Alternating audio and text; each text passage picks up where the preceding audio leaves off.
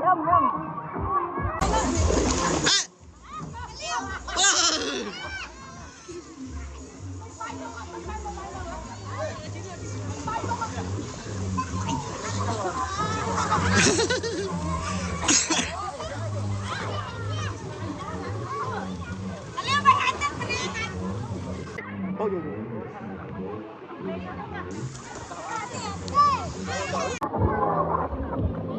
Ma.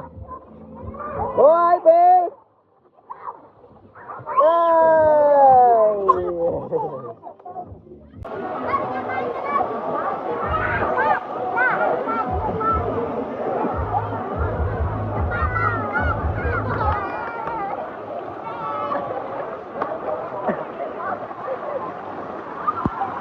Mà mày biết rồi, đi hai tất á.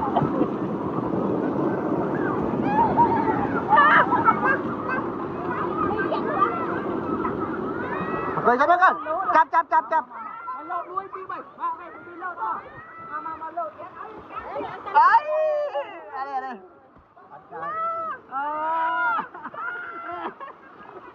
Chị xe căn này. Ba căn này. Ấy, tôi mơ đi, cá đây. Không ơi, lấy small. Lại bị sụn tắc. Không có gì, không chụp đi.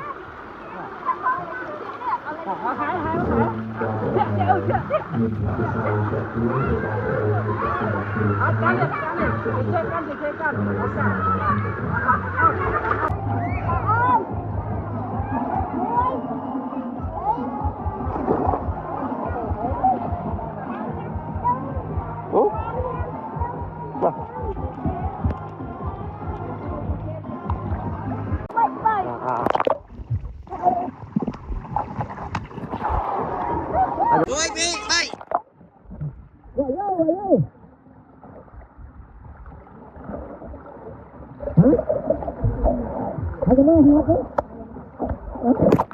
Mà lại địch.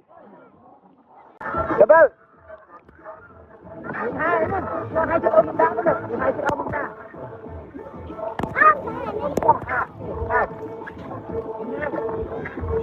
Đây có được, đập. 21 ta 21.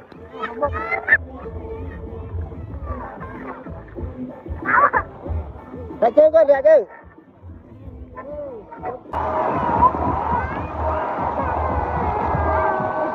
Lại thôi là cái